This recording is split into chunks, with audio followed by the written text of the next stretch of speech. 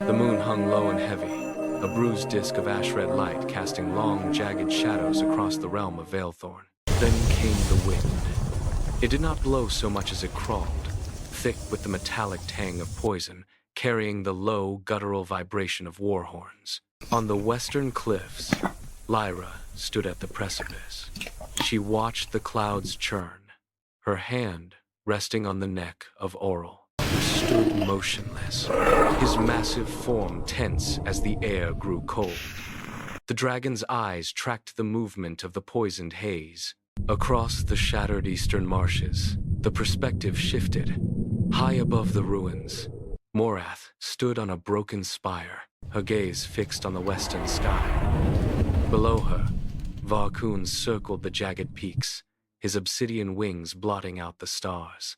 The distance between them was vast, yet the tension was a physical weight, pulling the two forces toward a singular, inevitable collision. Lyra tightened her grip on the stone railing, watching the horizon burn with a faint, sickly glow. The war had arrived. Deep within the blackroot forest, the air grew stagnant. Morrath stood before her followers, her presence drawing the shadows inward. They gathered in a tight circle, their faces obscured by iron masks, their movements sharp and synchronized. Morrath spoke, her voice a low rasp that promised dominion over the Lightborn tribes. In response, they pressed their palms together, whispering blood oaths that seemed to stain the very air with malice. Veylthorn hovered just above the canopy, his eyes glowing like furnace doors, watching the pack solidify. The forest floor trembled as the followers knelt, their commitment absolute. Miles away, the atmosphere shifted toward a cold, hollow clarity. Lyra knelt in the hall of the first wing, where ancient dragon bones arched overhead. She placed her bare hand against the warm, rough scales of Aurel. The dragon remained still, his breathing steady. Grounding her, she spoke her vow into the silence. She promised that Veylthorn would not fall. When she rose, the hesitation had vanished. She turned away from the sanctuary, her stride purposeful, ready to meet the shadow with steel and fire. The eastern terraces erupted into movement. Thousands of soldiers surged forward, their boots striking the stone in a rhythmic, thunderous cadence that echoed across the valley. Above them, the sky transformed. Dragonfire banners unfurled in the wind, snapping like whips against the pale morning light. Lyra stepped onto the command platform, her gaze fixed on the horizon where the clouds were already darkening. Beside her, Aurel spread his wings, a sound like a sail catching a gale, his claws digging deep grooves into the terrace floor. The pressure in the air became suffocating, a static charge that made the hair on her arms stand up. Then, the earth beneath them lurched. A deep grinding vibration traveled up through the stone, signaling that the enemy had crossed the northern ravines. The horizon began to boil with black smoke. She signaled the advance, and the army rose as one, a tide of steel and fire lifting into the air. The distance between the two hosts vanished in seconds. The Lightborn dragons banked, their wings beating in unison, creating a wall of sound. Ahead, the sky turned crimson as the enemy answered the challenge.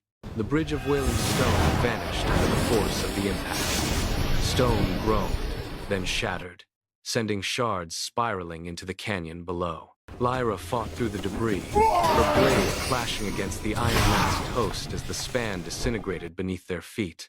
Aurel dove into the smoke, his tail lashing out to force Veylthorn into the abyss. But the momentum carried them both into the churning clouds. The bridge was gone.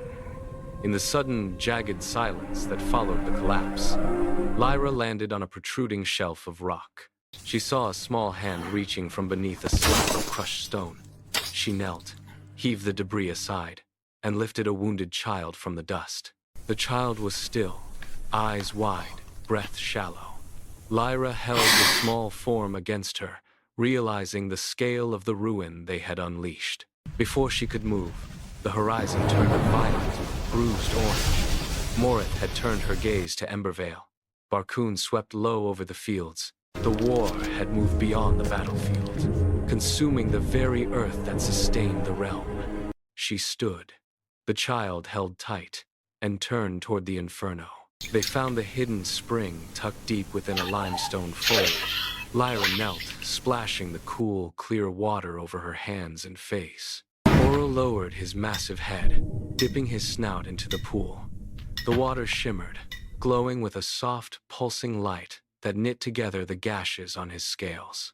For a few minutes, the only sound was the steady drip of water against stone. The exhaustion in Lyra's limbs began to recede, replaced by a cold, hard clarity. She stood, wiped the moisture from her brow, and looked toward the horizon. The black fortress loomed against the storm-racked sky, a jagged silhouette of iron and spite.